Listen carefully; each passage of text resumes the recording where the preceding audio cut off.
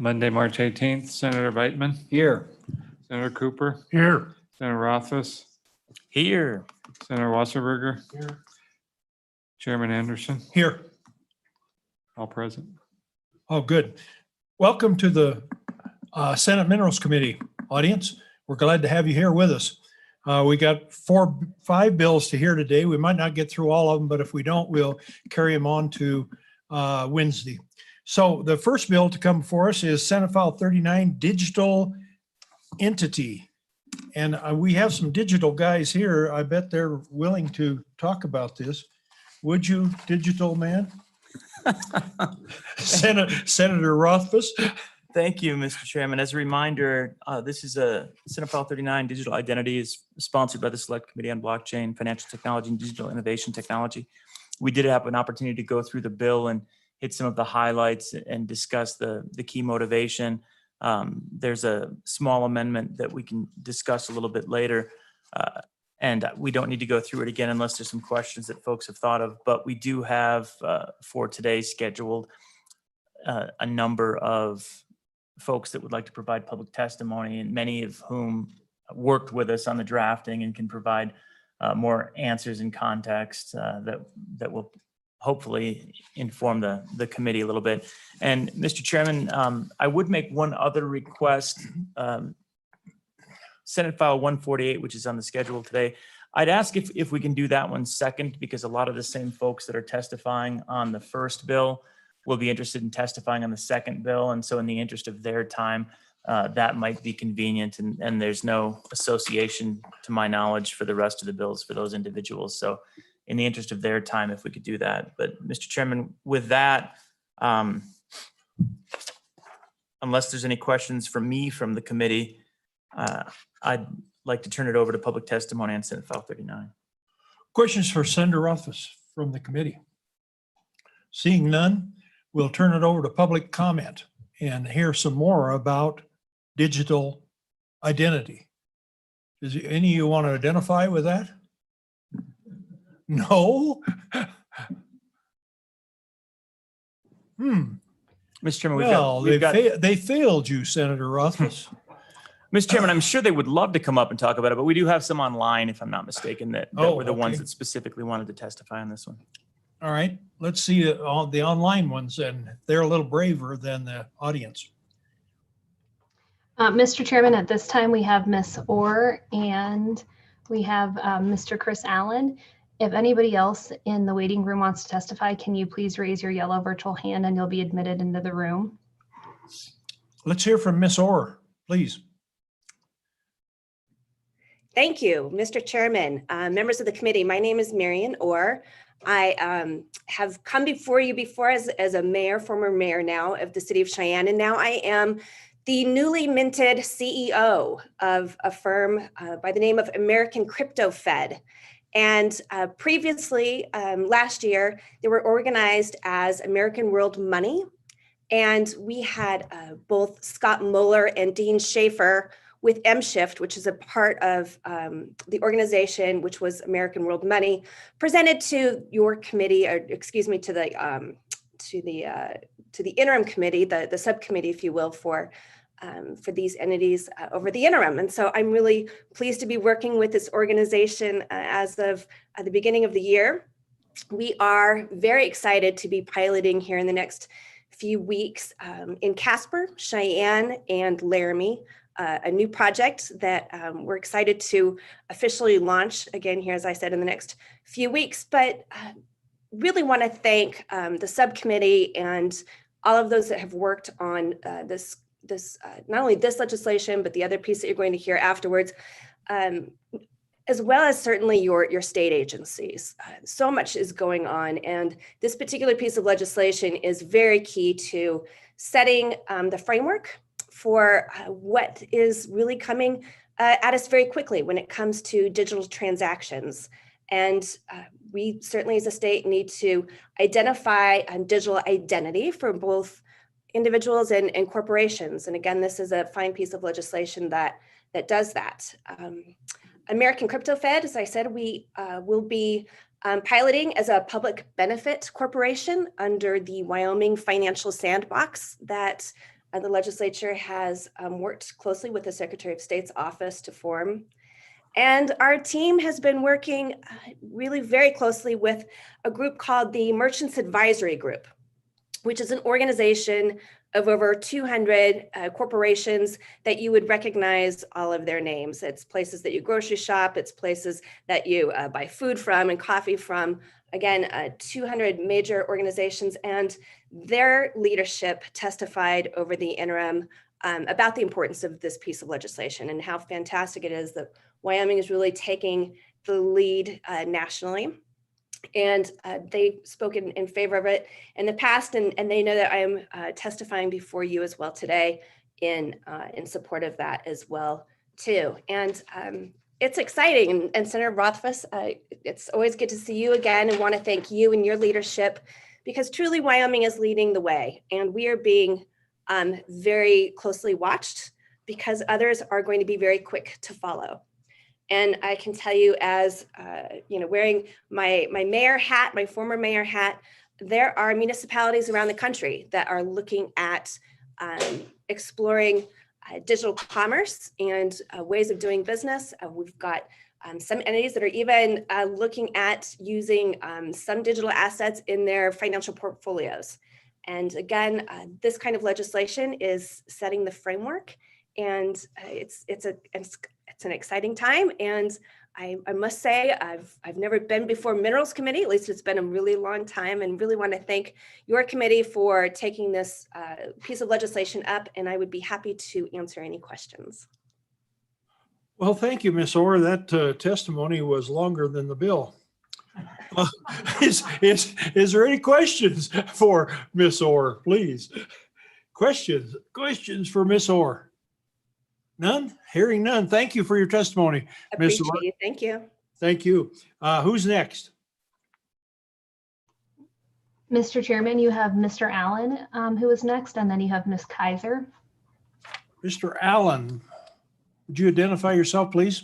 Yes, thank you, Mr. Chairman, esteemed committee members, and of course, Chris Rothfuss, who I've been working with for a couple of years on these topics. My name is Christopher Allen. I am with Blockchain Commons, which is a Wyoming not-for-profit company that is working on the infrastructure for blockchain and the internet. My particular background is that I am the co-author of the TLS standard, which is used for internet security. It is the S in HTTPS that you use every time you communicate with a bank, every time you communicate with a secure site. I'm the co-author of that. But more recently, I am the co-author of the decentralized identifier standard and am past chairman of the W3C credentials community. So what does this mean? It means that, as we have moved forward in the last 30 years on increasing security and dealing with threats, related to security, we've really had to try to solve problems around digital identity. And so from the technical side, we're making great progress, still a lot to do. But now as we approach the, trying to turn this into tools that can be used by states, municipalities, to be able to allow people and corporations to be able to have and hold digital identity, we run into some challenges because the law doesn't particularly make that easy. In particular, there's a lot of very valid concern around personal privacy, data protection, and protecting, you from being SIM swapped and stolen from, and all of this. But that is only a small part of your digital identity, just like you are in the real world. A very complex person with lots of different types of activities you do, not all of which are financial. We need to find ways to protect, individuals and companies. The laws to date have been focused on a lot of these things that are more transactional in basis, or are things like personal data, without really talking about the big issue, the very difficult issue of what does it mean to have a digital identity that has the same strengths that your real identity does. I note in California, which has gotten some praise for their privacy bill, never mentions the term digital identity. So the last few years, Wyoming has been pivotal in making a lot of progress on digital assets and other aspects of digital technology. Is seen as a leader, been very influential not only with other states but in the world. So I want to share my appreciation for that. And this sort of is the next step. How do we also protect digital identity? So this may seem like a very small bill. Very, we don't have penalties and complex statutes and things of that nature in it, but it has been very carefully crafted by a number of law professors, technology professionals, et cetera, to try to really meet the needs, the foundational needs in law, so that we can build better, better tools, better laws to support security and privacy and digital ownership and such. So I strongly encourage you to pass this legislation, also hopefully with the amendment that Chris Rothfuss mentioned. And I am also here for if you have additional questions. Thank you. Thank you, Mr. Allen. Questions from the committee for Mr. Allen? Questions from the committee? Hearing none. Thank you, Mr. Allen, for being with us. Oh, Chairman. Chris, yeah, one question. It's not Senator Rothfuss. not a question, just a brief statement, if I may. Mr. Allen has been involved with the work that we've done, both in the task force for blockchain, as well as the select committee, and has been instrumental in working with us to draft the best of the best over the years and industry leading approaches to blockchain governance. So I really appreciate all the work that he's done. And Ms. Kaiser, who will be speaking next, so that I don't have to say the same thing afterwards, is in the same situation where she's been a big part of the work that we've been doing over the years. And one of the, I think, most incredible things for the work of the task force and now select committee has been the support that we've gotten from the not just the Wyoming blockchain community, but the global blockchain and digital asset, cryptocurrency, and financial technology communities that have all come together to support and draft this legislation. And both of them were on the working group that we put together to work on this legislation. So I thank them for all of the work that they put in and all the hours that they put in. Even though, as noted, this isn't a particularly long bill, an awful lot of thought went into it, and there's an awful lot more that we need to do on top of it over the next year or two to get to where we need to be. Thank you, Mr. Chairman. Thank you. Thank you. Anybody else comments or questions? Hearing none. Thank you, Mr. Allen. Hopefully you can stick around for the next riveting bill. Who's next then? Ms. Kaiser? Ms. Kaiser? Thank you so much, Mr. Chairman and members of the committee, for having me. My name is Brittany Kaiser. I am the co-founder of the Digital Asset Trade Association, a Wyoming 501c6, as well as the Own Your Data Foundation, a Wyoming 501c3. I have had the honor to work with the state of Wyoming for the past 3 years on digital asset legislation, both on blockchain, digital identity, as well as privacy protocols. So I'm really pleased that we are able specifically to bring this bill forward finally today because of the great need for it. There are plenty of Wyoming laws that actually refer to something similar as a digital identity, but have not yet been well defined. And as we have been leading nearly a completely digital life for the past year, which is due to increased exponentially as time goes on. I think it's incredibly important that we develop more technical definitions of what we are actually doing on a transactional day-to-day basis. So the importance of this digital identity bill are numerous, even though it does look simple.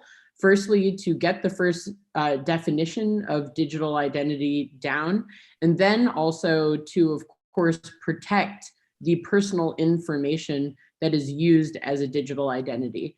So the importance of data protection and privacy, this is really a first step to making sure that a digital identity is attributed just to a natural person and to any actions that that natural person or of course an organization actually undertook. So it's important not just for privacy and data protection measures, but also for fraud and online fraud specifically. I would like to bring something up in case our colleague who also helped us craft this bill, Daniel Daza Greenwood, I wanted to bring up something that he specifically noted, which is that in Wyoming statute, Title VI, Crimes and Offenses, Chapter 3, Offenses Against Property, there is a definition of electronic means, which includes opening an email account or an account or profile on a site transmitted via the internet. That definition is slightly outdated and could vastly be, I suppose, better well defined by the bill that we've put forward today. I believe that this is just one example of many parts of Wyoming law that could be enhanced by more specific and technical definitions. So I personally endorse this bill and specifically also the amendment that Senator Rothfuss is putting forward. So I wanted to thank the members of committee and specifically Senator Rothfuss for having led the digital identity group for so long and the amount of work that everyone has put into this. Thank you very much. Thank you, Ms. Kaiser. Any questions for Ms. Kaiser? Any questions for Ms. Kaiser? Hearing none, thank you, Ms. Kaiser, for your testimony. As it's our tradition to introduce legislators that are in the room, I see President Dockstader is here. Thank you for joining us, President Dockstader. And Senator Ellis, I believe that's you over there, isn't it? Behind that mask? Yeah. Senator Ellis is joining us also today. Do either one of you want to speak on this bill? Chances are gone. Okay, anybody else on the tube? Mr. Chairman, not at this time. No. Nobody more on the tube and nobody in person. We'll close public testimony. Committee, what's your pleasure? I move Senate File 39, Mr. Chairman. Moved and seconded by Cooper. Any discussion? Mr. Chairman. Senator Rothfuss. Thanks, Mr. Chairman. I just sent around digitally an amendment, but it's very short. And I'll just walk you through it on page 4. As we're looking at these definitions that we're contemplating for personal digital identity and organizational digital identity, the word that we struggled with the most, and we went through several iterations, is currently dominion. And it's both on line 3 and line 12. At our most recent working group meeting, we struck a better phrase, which would be principal authority, principal authority. So over which he has principal authority and through which he intentionally communicates or acts. And we felt that that more appropriately captures the intent of what we're looking at here, and dominion just seemed a little legally awkward. So my motion then is to amend on line 3 and line 12, strike dominion and insert principal authority in each of those two places. Do I hear a second? Second. Seconded by Wasserberger. Any discussion? I do think that's a better phrase. Maybe it's not the perfect phrase, but I like it better than Dominion. Agreed. Thank you, Mr. Chairman. No other questions? No other questions for the maker? Could I get the motion and second person's names again? Motion by Rothfuss, seconded by Wasserberger. Thank you. Question on the motion. Question on the motion. All in favor of the motion signify by saying aye. Aye. All opposed, same sign. Motion carries. And Mr. Chairman, just final thoughts, if there aren't any questions. As you heard, this is a foundation upon which more will be built. We've got a lot of work to do on the privacy and property aspects of a digital identity, and that's what we'd really like to focus this next interim on. So we wanted to make sure that we have a good grounding to build off of. We think this is it. And then we will start tying into other statutes that relate to what Ms. Kaiser, for example, discussed with other areas of statutes that start getting into the realm of digital identity, but don't necessarily have a cohesive package, and then really try and flesh it out to the point where, like the other digital asset legislation we've done, cryptocurrency legislation we want to be the leader in digital identity space. And this is truly a marketplace that will be hundreds of billions of dollars of capital movement and investment over the next decade, if not into the trillions. We'd really like to lead in that. So this is a great first step, and I hope all of you would support us in our efforts to move this forward. Any other comments on Senate File 39? Other comments? Hearing none, sensing you're ready to vote, could you please call the roll? For Senate File 39, Senator Beitman, Aye. Senator Cooper, Aye. Senator Rothfuss, Aye. Senator Wasserberger, Aye. Chairman Anderson, Aye. 5 ayes. I think that squeaked by. Just got it across. Thank you. Just barely got it across, Rothfuss, but good job. And Mr. Chairman, I would like to acknowledge the good president served on the select committee as well during this last couple of years, and was one of the folks that worked on digital identity and a lot of the other work we've been doing. So thanks to him for all of his work on that as well. Thank you. And maybe we have somebody that could help you with a little makeup for your head. Mr. Chairman? Yes. He's starting to look like Mikhail Gorbachev. Oh, yeah, he is, isn't he? Yeah, yeah. As is our tradition, we would introduce another legislator, Jared Olson from the House. Thank you for joining us. You're going to learn a lot here, Jared. Yeah.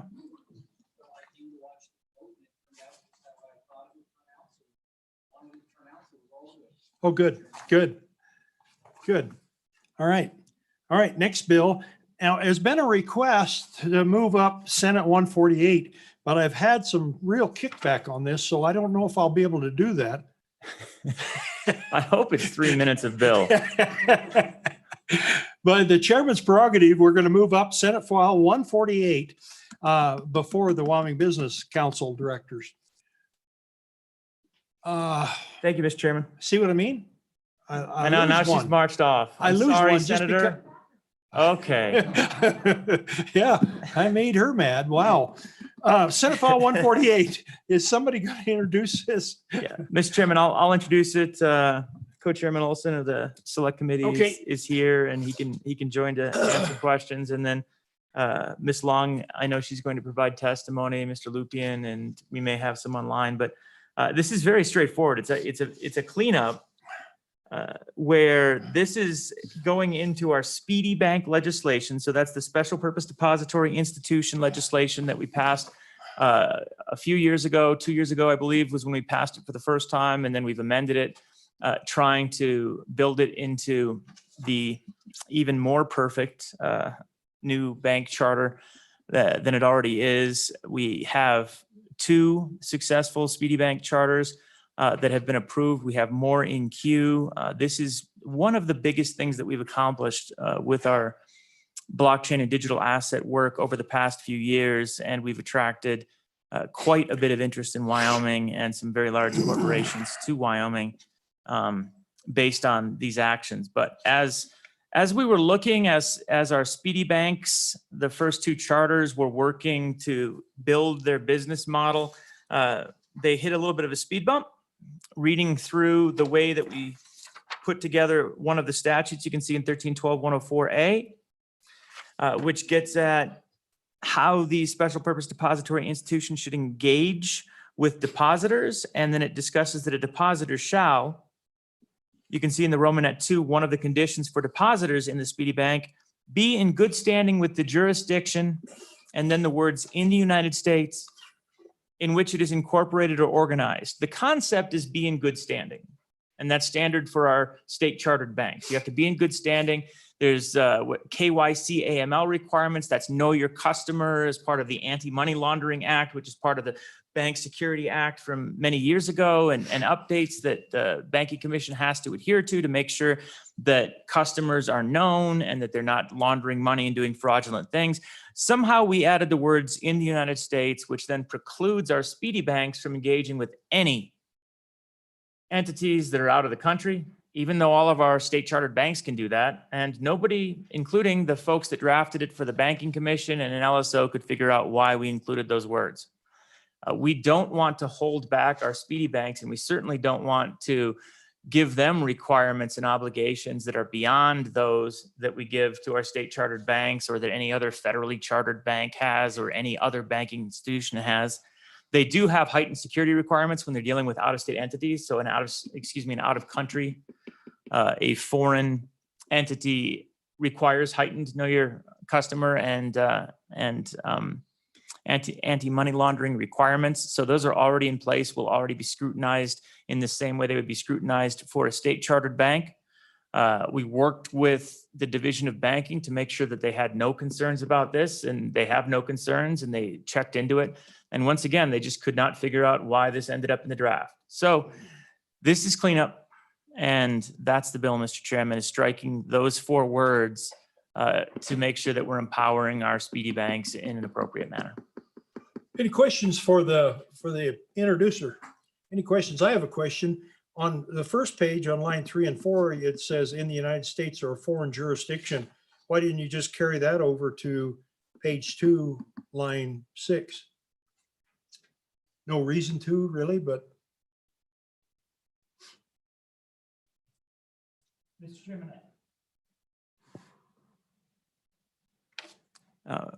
Mr. Chairman, I think our deletion takes care of implementing the full language of the title, which legal entity incorporated in the United States or a foreign jurisdiction is then okay. Whereas here, striking it for brevity purposes seemed the easier way, where we don't need to add the extra words. And I don't know any unintended consequence of doing that, but this is cleaner. Okay. All right. Occam's razor. All right. Anybody else with a question? Do we have anybody to present in person here? Representative Olson, please. Thank you, Mr. Chairman, Representative Jared Olson. I'll be brief in support of the bill as a co-chairman of the Blockchain Select Committee. It really is a cleanup bill. I did want to address, I think that's an interesting, your last question was an interesting question, Mr. Chairman. And I think maybe one of the unintended consequences would be what a foreign jurisdiction really means. If you put it in a sentence with the United States or foreign jurisdiction, it appears to mean a jurisdiction outside of the United States. However, in business law in general, foreign could mean outside of the state of Wyoming. And so maybe that's why the drafters chose to just strike it and keep it clean, because foreign can have different meanings within the United States, within our statutory context and then outside. But support the bill. It's a good cleanup. Definitely moving this area forward and definitely getting some interest in Speedy Banks that I think this is going to help along. So thank you, Mr. Chairman. Thank you. Is there any questions for Representative Olson? Any questions? Any questions? Any comments? Hearing none. Thanks, Representative Olson, for joining us. Anybody else? Yes, in person. Members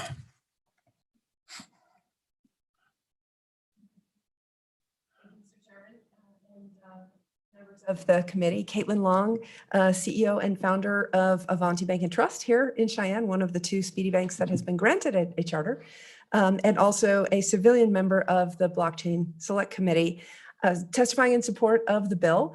I don't know if Commissioner Faulkner is going to be asked to testify, but he did testify last week in a public forum that the Division of Banking has already put together joint supervision agreements with 2 foreign commissioners, the banking commissioner in Bermuda and the banking commissioner in Abu Dhabi. I see Senator Rothfuss reaffirming that that is indeed the case. Those agreements would not be meaningful if we don't strike the words "in the United States." Moreover, from the perspective of working with a lot of the financial institutions in the United States, believe it or not, many of them are not actually domiciled in the United States. The hedge fund industry is almost entirely domiciled in the Cayman Islands. And this restriction would prohibit Speedy Banks from doing business with hedge funds, even if they're doing business in New York, because they're domiciled in the Cayman Islands. With that, I'll urge support of the bill. Thank you. Thank you. Questions for Ms. Long? Questions for Ms. Long? Hearing none, thank you for your testimony. Thank you for being here. We again have another legislator joining us, Senator Boner in the back of the room there. Hi. Hi. Anyone else like to testify in person? Anyone else in person? Who do we have on the line? Anyone? I thought we had. Yes, Mr. Chairman, Mr. Allen would like to testify again. Okay. And then at this time, if there are any other members of the public that would like to testify, can you please raise your yellow virtual hand? The banking division is going to testify as well. Okay. Mr. Allen. Yes, thank you, Mr. Chairman. My name is Christopher Allen, Blockchain Commons. I wanted to speak specifically to why this is so important worldwide and why it's attractive for Wyoming to do this. The regulations that were enabled by the Speedy Bank regulations, and then the specific work that was done by your banking division, is the best custody for digital assets in the world. We have 100 years of experience of how to do this with stocks and bonds and cash and all this type of stuff, but we don't have really solid regulatory frameworks that really understand cryptography and digital assets and the special security requirements that they have. And Wyoming has done the best. So you're in a great position to attract a lot more business from around the world for the custody and security of digital assets by Wyoming institutions. Combined with the other legislation that you have done, once again, it shows Wyoming's leadership. So I am, in support of this change to the legislation to allow Wyoming to be the center of the digital asset world. Thank you. Thank you, Mr. Allen. Any questions for Mr. Allen? Hearing none. Thank you, Mr. Allen, for the testimony. Again, who's next? Mr. Chairman, the banking division, can someone from the banking division please turn on their camera? And okay, there we go. Could we have somebody from the banking division? Correct. Oh, sorry, Albert. Sorry. Mr. Chairman, thank you. Albert Faulkner, Banking Commissioner here in the state. First, thank you for letting me testify remotely. I couldn't make the commute a block down the street. It was just too far to get, in such a short amount of time. So, but as you know, the chief executive actually has requested that agencies testify via video. So I appreciate that. No, I just wanted to say everything that you heard is correct. Of course, our position is as long as the laws can be administered by our office and it's clear as to how we administer that, that's our only thing that we ever really focus on. And so based on the language here, it makes sense. on what they're attempting to do and removing some potential restrictions that would be in place if the change wasn't made. It is correct, Senator Rothfuss said that really, as the regulator, our concern is more about the enhanced customer due diligence that they do for non-U.S. entities. And so on a regulatory standpoint, we would ensure that they were doing that anyway. And so I think we've got the proper controls in place to monitor that activity. And to Mr. Allen's point, I would echo that, yes, Wyoming continues to be a leader. And I think as we continue to refine our statutes, whether it be the SPDI or the digital asset amendments that went through in the abbreviated session a month or so ago. I can tell you, I just spent this morning talking to 2 more states. One of them has done a carbon copy of our SPDI statutes, albeit they haven't seen this amendment yet, so they'll already be outdated.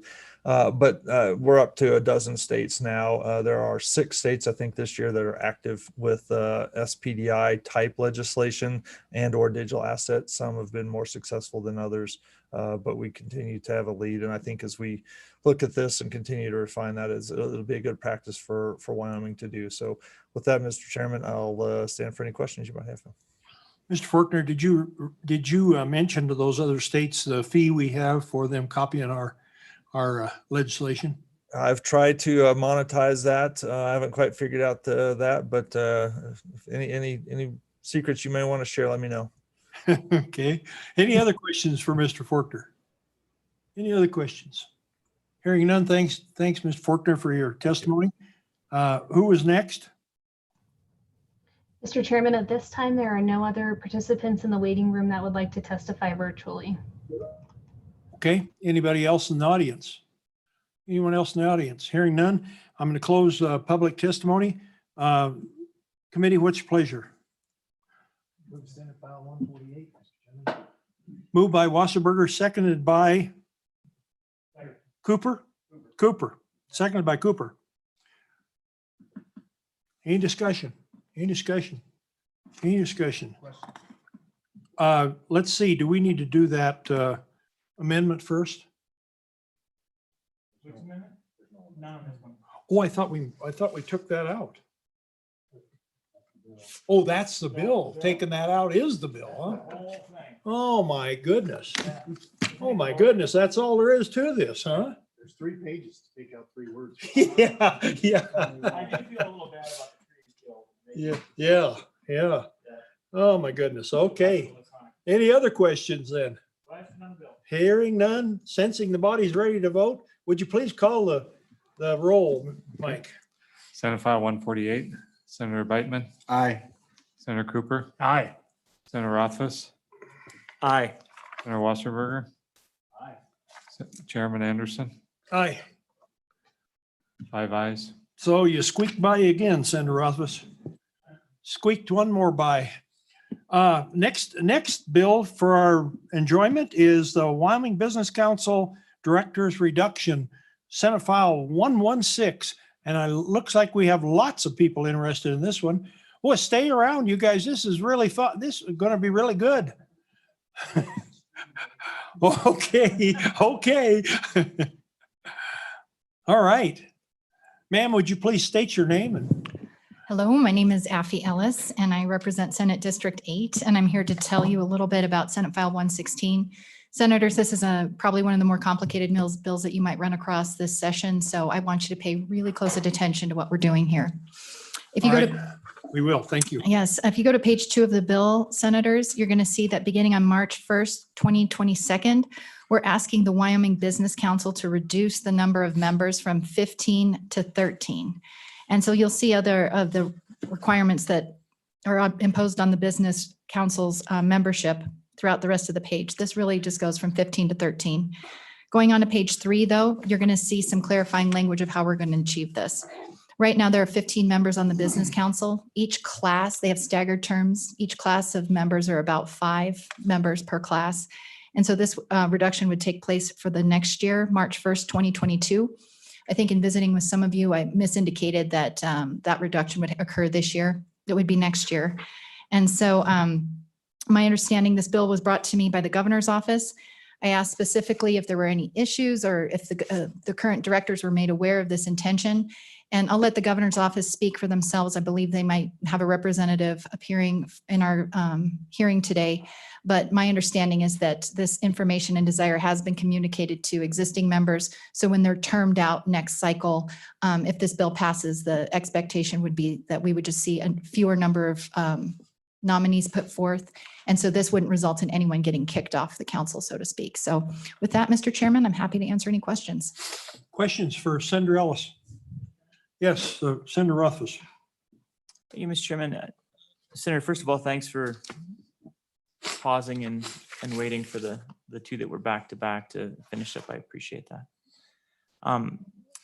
But regarding the staging, it seems like that then sets up classes of 553, 553.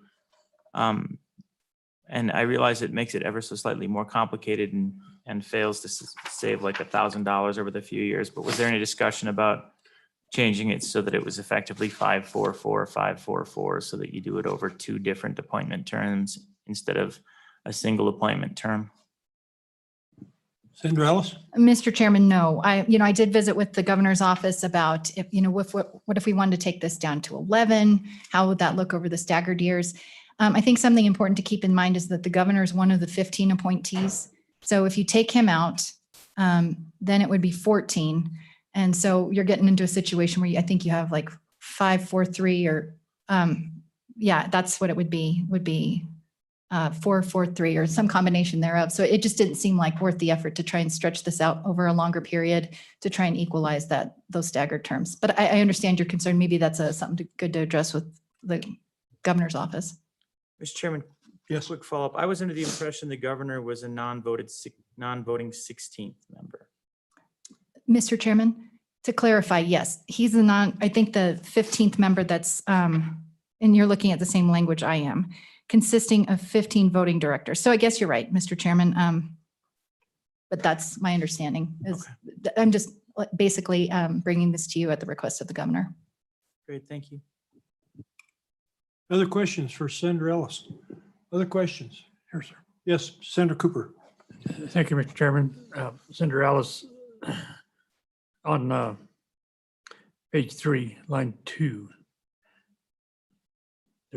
Is that the right place? Yes, sir. Yes, ma'am. Why would one of those residents, why would one of those representatives not be a resident of Wyoming? Senator Ellis? Senator Anderson, Senator Cooper. That's a good question. So the language that you see right there isn't a new requirement. That's part of the existing statute. And I can't speak to the creation of the business council, but my understanding and my guess would be that we wanted to allow a little bit of flexibility to bring in out-of-state expertise onto the business council. And so by having that 12 number, I think that was the original intention. But if you look at the composition of the board today, I believe they're all from Wyoming.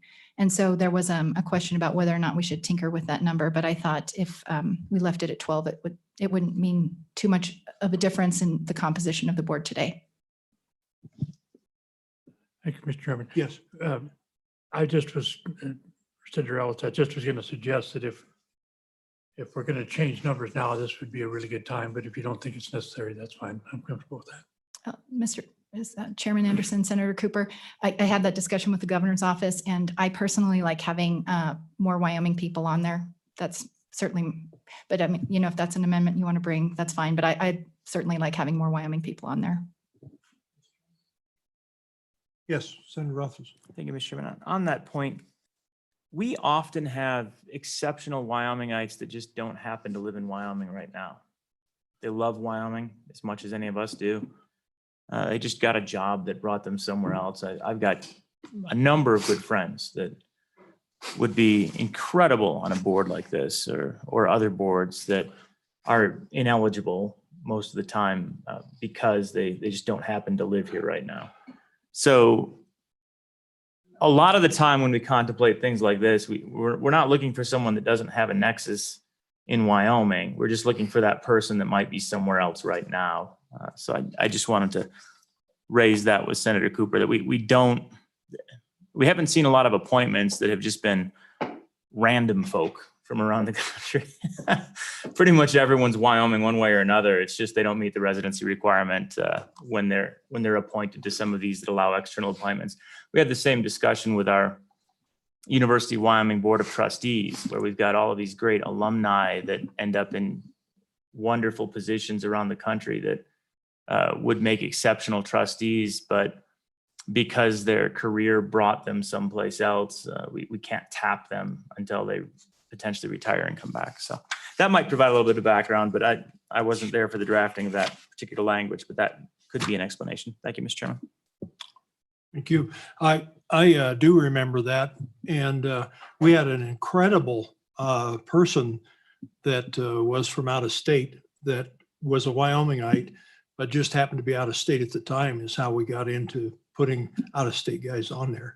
And so that does happen. On the Energy Resource Council, we have quite a few that are from out of state, but they are CEOs of Chevron or CEOs of various oil companies. And yeah, we have out of state people on there that we bring into state for the meeting. So it does happen. Any other questions for Senator Ellis? Other questions? Thank you, Senator Ellis, for being with us. Any other public testimony? It looks like there's a masked man up there. Who is it? Who's the masked man? Mr. Chairman, Rob Krieger, Governor's Office.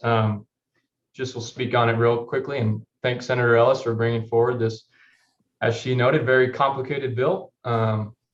This was really brought to us by the co-chairman, the previous co-chairman of the board, current co-chairman and current vice chairman, of just a way to make the board more efficient and increase engagement. So again, simple bill. Appreciate you guys bringing it up, and hope you guys would support it. Thanks. I think there was a question, Mr. Krieger, that Senator Ellis said maybe you guys could answer better than she could, and I can't remember what the question was. Do you remember, Senator Ellis, what? Yes, Mr. Chairman, if I remember correctly, it had to do with the setup for appointments and I believe. Oh yeah, Rothfuss brought it up. Yeah. Really, this one just worked out pretty well because we had two members that their terms they were term limited, so they were expiring, and as Senator Ellis mentioned, we didn't have to kick anybody off, and so the timing just lined up well for this one this year. Okay, all right. Any other questions for Mr. Krieger? My old neighbor. Thank you, Mr. Krieger. Thank you. Anybody else online? Mr. Chairman, not at this point. All right. All right. All right, we'll close public testimony. Committee, what's your pleasure? Moved by Beitman, seconded by Wasserberger. Any discussion? Any discussion? Any discussion? Any discussion? Hearing none, sensing you're ready to vote. Would you please read the roll, please? This is for Senate File 116. Senator Beitman, Aye. Senator Cooper, Aye. Senator Rothfuss, Aye. Senator Wasserberger, Aye. Chairman Anderson. Aye. We have 5 ayes. That bill squeaks by. That bill passed. Senate File 116 passed the Senate Minerals Committee. Next bill to come before us is Senate File 149. Senate File 149, oil and gas royalty and tax rates. And I see we have somebody who would like to present it. I don't know who he is, but Well, I guess if I introduce myself, yes. Brian Boner, Senator for District 2, Platte and Commerce County. It's good to be with you, Mr. Chairman, and Senate Minerals Committee. So what we have here is Senate File 149. Concept is pretty straightforward. And just a little bit of background, we've heard lots of discussion about how the way that we do business, or oil and gas companies do business on federal lands to include federal minerals, is going to be changing. I think we all know that. I'm not sure if anybody knows exactly how. But we do know that it's probably not going to get easier for those companies seeking to extract federal minerals from our state. And obviously, that's a huge concern to anybody in the state. I would say that because we all benefit from at least the tax revenue from that. Obviously, lots of people work in the oil and gas industry, and it's an important part of our communities. Being from the southern part of the Powder River Basin, when Senator Wasberger covering basically the other half, it's something that we're really concerned about. And so what this bill does is it helps out a little bit. One of the areas that may make it a little bit more challenging to do business in Wyoming is increasing the royalty rate for these federal minerals. Right now, that's set by 12.5%, as many of you know. That could be going up, but for comparison, the state rate is 16 2/3, and you'd be paying anywhere from 18 to 20% probably for privately held minerals. In spite of that, it's still, you have the regulatory burden that the federal government places upon this development, which in spite of that 12.5% royalty rate, it still makes it, that's the other side of the ledger, I guess, making these minerals less competitive.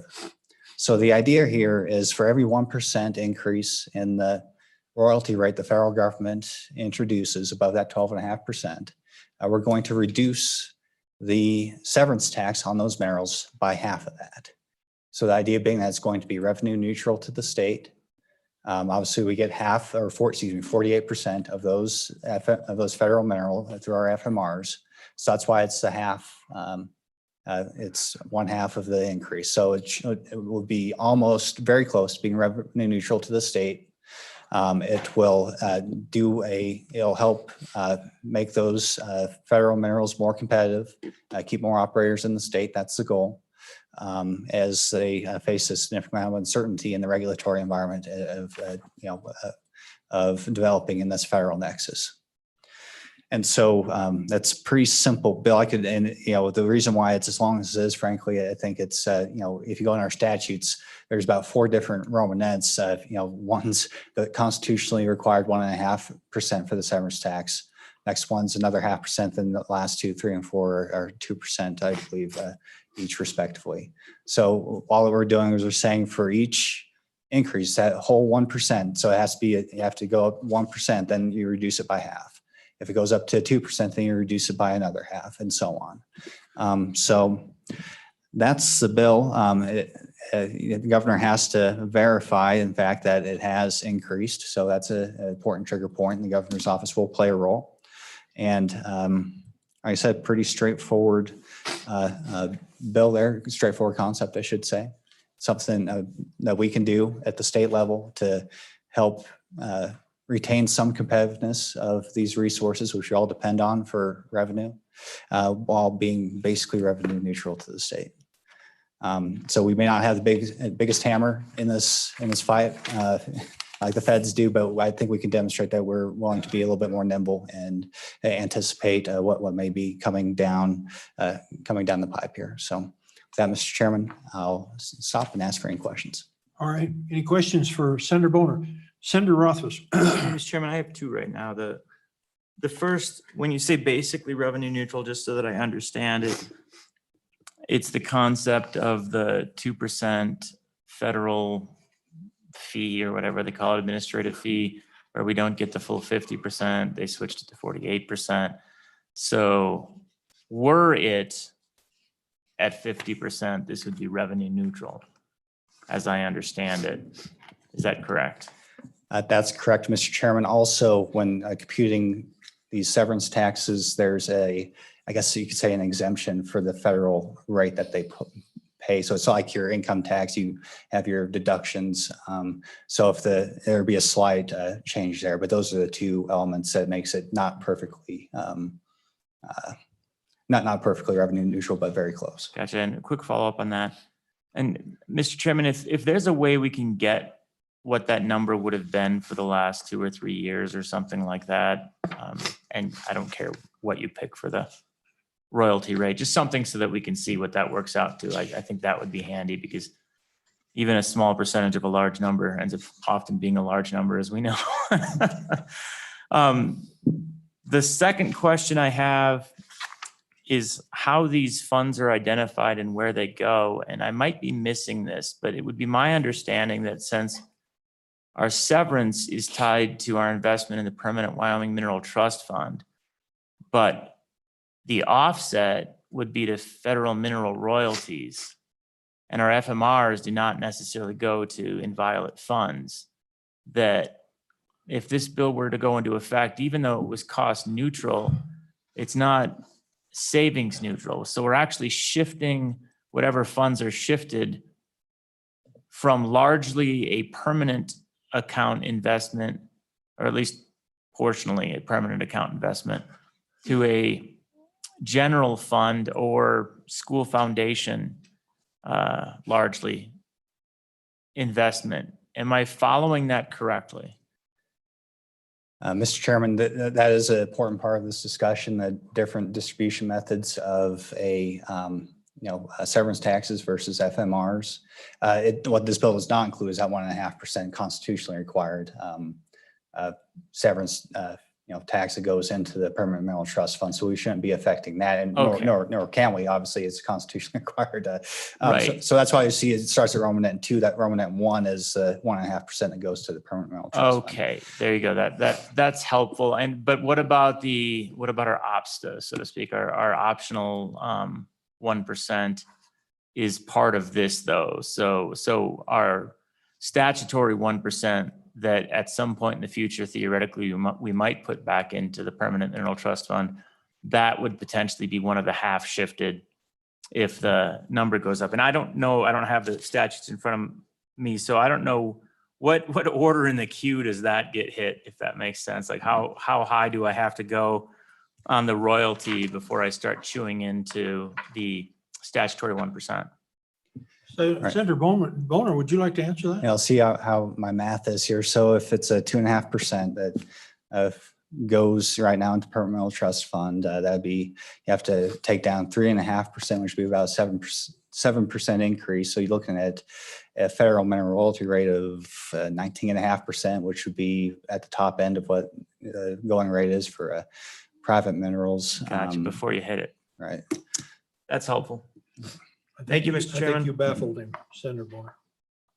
Any other questions for Senator Boner? Other questions? I have a question. Is the inverse true? If the federal rate comes down from 12.5, do we increase our rate then to keep ourself whole? No, Mr. Chairman. I mean, you can make an amendment if you want, but that's not why I'm anticipating with this bill. Okay. No more questions for Senator Boner? Thank you, Senator Boner. Thanks for being with us. Any other public testimony? Any other public testimony? Comes a masked marauder.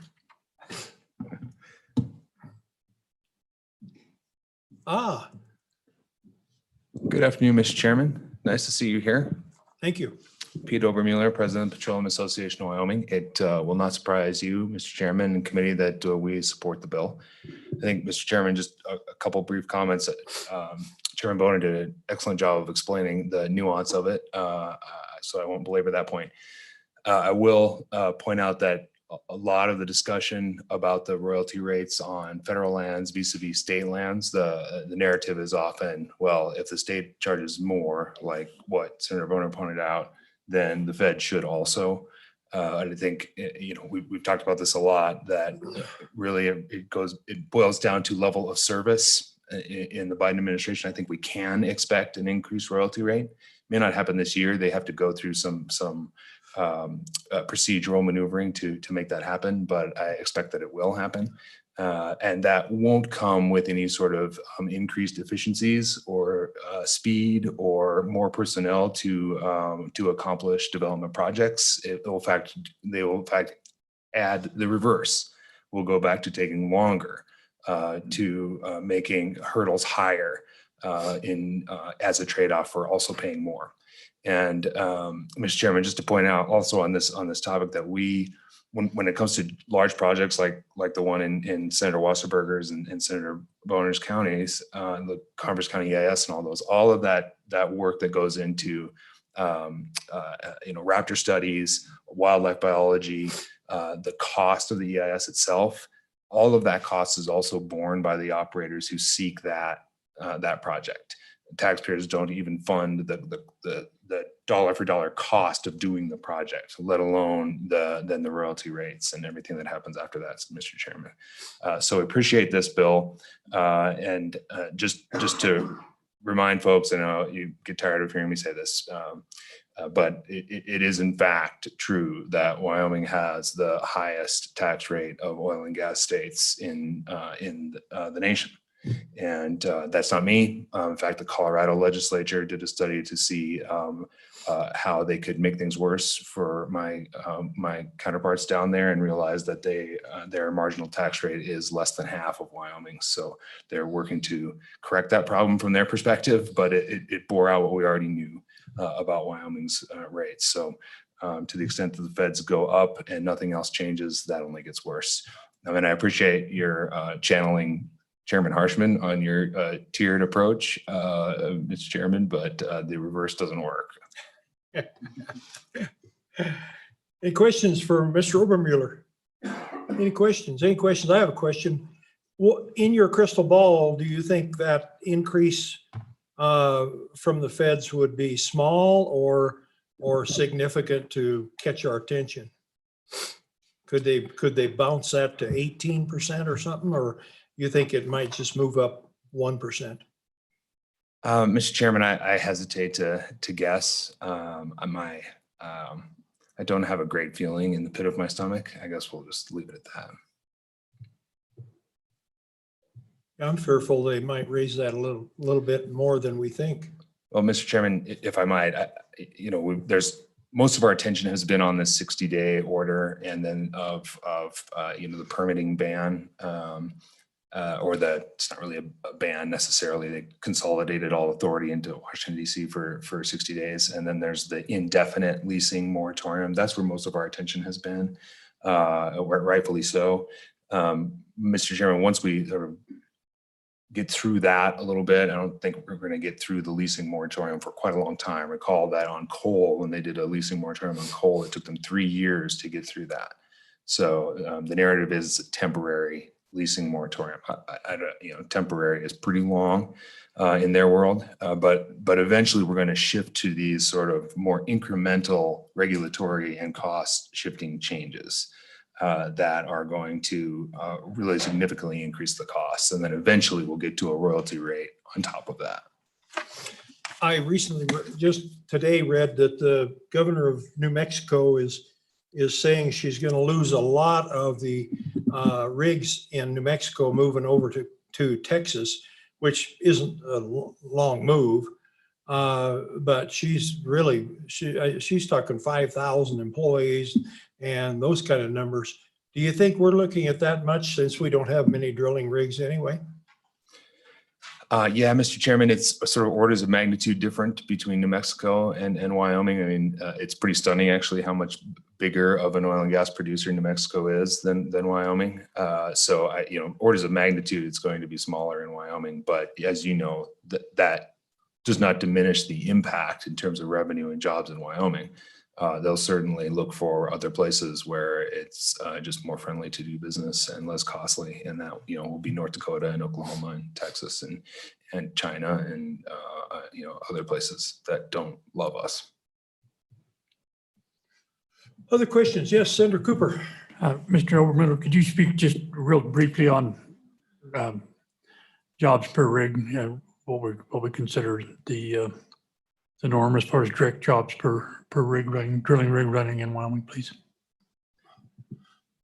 Mr. Chairman, Senator Cooper, you probably have a pretty good number, I would imagine. I'll tell you the number that we've used, just and part of this is because it's because you deal in the public sphere a lot. I use numbers that are easily defensible. I think this is low, but as a rule of thumb, what we've basically said is about 100 jobs per rig. And I think it's probably higher than that, particularly indirectly. But essentially, as a rule of thumb, you can look at basically 100 jobs per rig.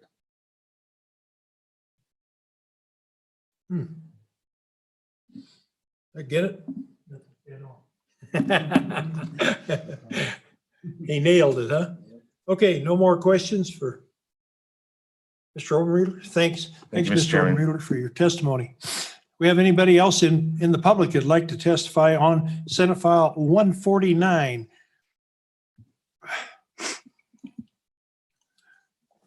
Please state your name. Thank you, Mr. Chairman. Travis Detai, Executive Director of the Wyoming Mining Association. And I'm here to support my friends in the oil and gas industry in this bill. I spoke with the sponsor of the bill earlier when it came out, and said this is a pretty good concept. And realizing we're probably a little late to the table on this, but this is something that I think that the body and legislators should consider extending something like this to coal, trona, and even our locatable minerals. There was legislation that passed in the U.S. House of Representatives just last year that would have extended federal royalty rates to our locatables that don't pay those right now, specifically coal or uranium and bentonite. And go back to your question to Mr. Obermueller, Mr. Chairman, the talk of the royalty rate increases, they've already started having those discussions. They had them last Congress. In fact, the House Natural Resources Committee heard a bill, and I think what it was going for coal right now would be a 5% increase, which would bring it to 12.5 to 17.5. So I think that royalty discussion and the increase in rates is definitely going to happen, and I think you're going to see some action on that. So this is a great concept, I think, and we would be very supportive of it, and we would encourage the committee to move this bill and then come back at some point in time and do something similar for our other minerals. And Mr. Chairman, that's all I've got, and I would stand for questions. Okay, questions for Mr. Detai? Questions for Mr. Detai? Thank you, Mr. Detai. Thank you for coming. Thank you, sir. Being with us. Anyone else in the audience on Senate File 149? Anyone on the internet on Senate File 149? No, Mr. Chairman. None. Okay. With that, we'll close public testimony and committee. What's your pleasure? Move the bill, Mr. Chairman. Moved by Was, seconded by the two to the right. Next two of them. Yeah. The Bo Coop group. Okay, committee, what, any changes, any additions? Yes, Senator Rothfuss. Thanks, Mr. Chairman. I'm going to support this in committee and give it some more thought. I do want to see what the actual numbers end up being, and for the proponents, if they could help the good senator who's the co-sponsor to kind of figure out what the numbers would look like, I think that would be helpful.